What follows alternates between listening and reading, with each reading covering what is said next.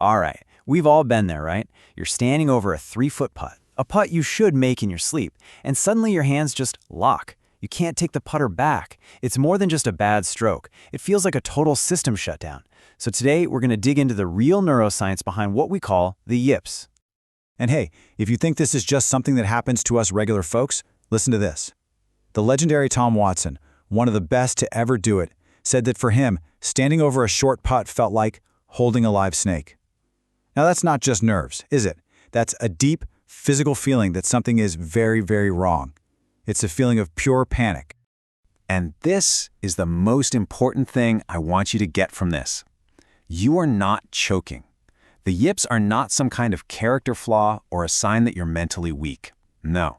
What's happening is a hardware conflict. It's a real, identifiable glitch in your brain's wiring, like a neurological short circuit. So what does this short circuit actually look like? Well, it usually shows up in one of two ways. First, you've got the freeze. This is where the command from your brain to your hands just seems to evaporate. You literally can't start the putt. Then there's the jerk, that awful involuntary twitch in your hands or wrists right at impact that sends the ball way offline. And that word involuntary is key. This isn't you making a bad choice, it's your body going rogue. So what on earth is causing this bizarre neurological glitch? Well, what's really happening is a civil war inside your head. You've got two different brain systems fighting for control of that putter, and on a short pressure-packed putt, they declare war on each other. Let me give you an analogy that makes this super clear. Just think back to when you were first learning to drive a car. Every single little thing was a conscious thought, right? Check the mirror, ease off the brake, turn the wheel. It was clunky and slow. But now, you drive to work, listen to music, and you don't even think about the mechanics of it. That's because you've switched from one brain system to another. And here are those two systems. Let's call them your brain's two drivers. First, you've got this CEO. This is your prefrontal cortex. It's the conscious, analytical part of your brain. It's slow, and its job is to think about the stroke. But then you've got the autopilot. This is your cerebellum. It's subconscious, it's fast, it's smooth.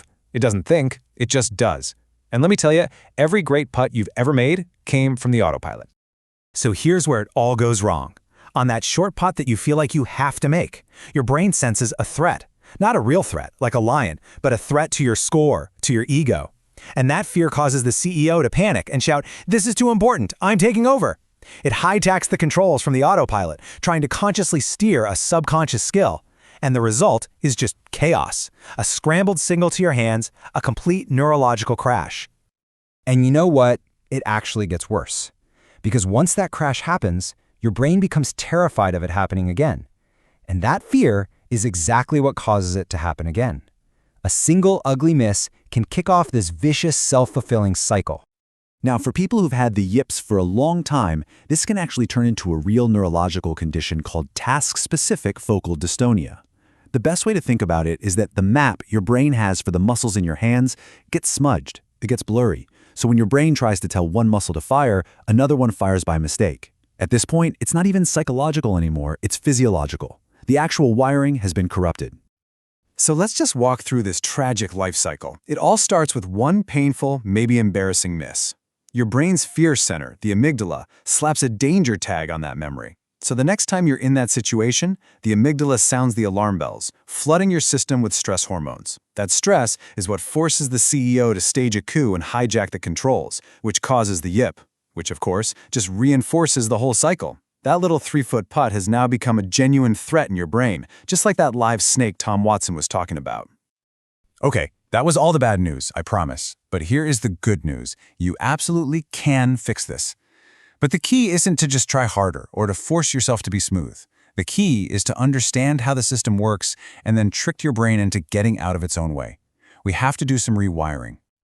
You know, the classic advice you always hear is just stop thinking about it. Well, I'm here to tell you that's scientifically guaranteed to fail. It's a phenomenon called ironic process theory. It's simple. If I tell you right now, do not think of a white bear, what's the very first thing that pops into your head? A white bear, right? So when you stand over a putt and tell yourself, don't yip, you are actually lighting up the exact neural pathway that causes the yip. So, if you can't force it, and you can't just ignore it, then how in the world do you actually bypass this neurological glitch and let your autopilot get back in the driver's seat? Okay, solution number 1, and honestly, this is the most effective fix for most people: sensory remapping. It sounds fancy, but all it means is changing your grip. Go to the claw, go left hand low, whatever. By doing that, you are changing the sensory information going into your brain. You force it to create a brand new, clean neuromap. Your brain has zero yip history with this new grip, so you effectively create a bypass around that whole corrupted circuit. Solution number 2 is all about where you put your focus. Instead of staring down at the ball, getting all tight and worried about your hands, try looking at the hole when you make the stroke. You've probably seen Jordan Spieth do this. What it does is shift your focus from something internal, your own mechanics, to something external, the target. This one simple change is often enough to quiet down that micromanaging CEO and let the autopilot do what it does best. And third, you can use your own body to hit a manual reset on the fear response. It's called the physiological sigh. Right before you putt, take 2 quick, sharp inhales through your nose, and then 1 long, slow exhale through your mouth. This is an incredibly powerful, built-in mechanism that directly tells your nervous system, hey, we are safe. It's like a kill switch for that panic alarm your brain is sounding. So let's just pull this all together. The problem of the control switch, the CEO overriding the autopilot. We solve that by distracting the conscious mind. The corrupted neural pathway from your old grip, we solve that by changing the grip to create a fresh one. The anxiety from staring at the ball, we fix that by looking at the hole. And that psychological fear loop, we short-circuit it by using our breath to tell our brain that everything is okay. So the big takeaway here is this. Your putting stroke isn't broken. It's probably perfectly fine. Your brain's wiring is just overheated. And that means the question you need to ask isn't, how do I perfect my mechanics? The real question is, how do I get out of my own way so my body can do what it already knows how to do?